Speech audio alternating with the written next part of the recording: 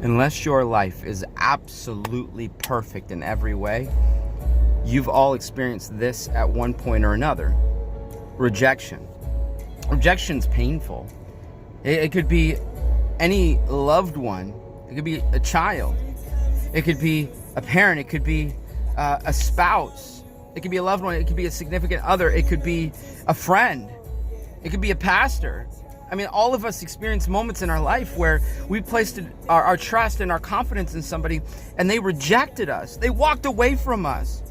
I mean, we invested so much of our relationship in them. We've invested so much of ourselves in them. We've invested so much of who we are in them, and they just walked away. I tell you, as a pastor, this is one of the most painful experiences that I've had over the years, that I've given my life, I've given my work, I have given my attention. I have worked so hard to invest in someone's life, and they just walk away from me. They ignore me. They push away from me. In Isaiah 41:10, it tells us that God will come to us. He will comfort us and strengthen us. You know, like he's going to come towards us. That is the opposite, the complete opposite of rejection. His pursuit of you. That's beautiful.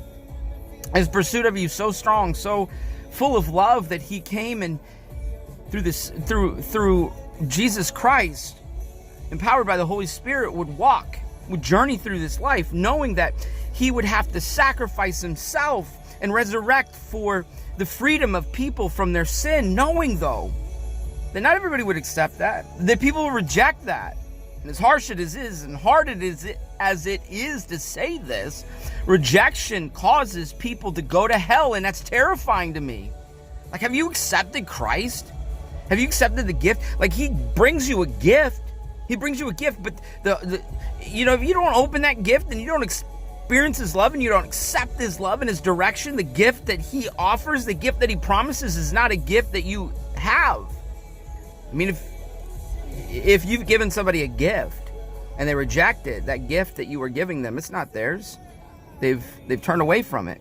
I remember I was driving down the road once, and I was actually in town here in Lancaster, New Hampshire, and I saw this guy. He was clearly struggling.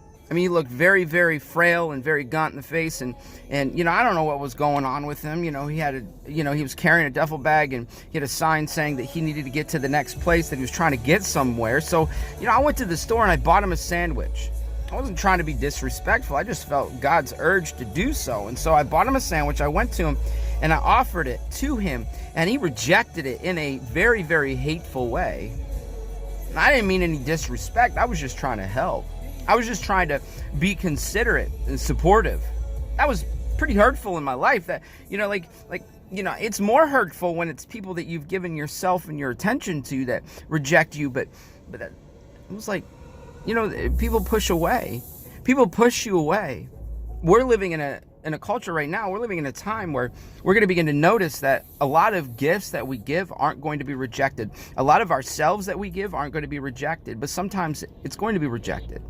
Like, people aren't going to accept the truth that you have to offer. And people aren't going to accept the gifts that you have to offer. People aren't going to accept the things that are challenging to say, the things that are necessary to say. They're going to reject it, and they're going to reject you.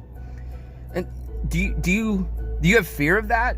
And we're in this series, Be Not Afraid, and we're talking about fear. Like, do you fear so much rejection? Is your fear of rejection so strong, so significant, so powerful that you refuse to move forward, that you refuse to do something, that you refuse to step out in faith and respond to someone's need? I know it's hard. Like, where are you at? What are the areas in your life that you've experienced rejection? Is it a loved one? And has it paralyzed you from doing something? Has it paralyzed you from experiencing and accepting gifts? Have you rejected somebody? Because you got to check yourself. You know what we're talking about right now. Like, has somebody rejected me? The truth is you've been guilty of that same sin, that same trespass. You've rejected God at times. You've rejected others at times. Like, don't let fear cripple you. Don't let fear control you. Like, you may be rejected from time to time. Jesus knew that he was going to be rejected, but he came anyway. His love was strong anyway. You need to realize that your love needs to be of the same strength, that you need to love the way he loved, and you need to step forward and begin to love and commit yourself to others, even though you may be rejected. Go for it. Do something. Respond in a caring way. Respond in love as Jesus loved you. Respond.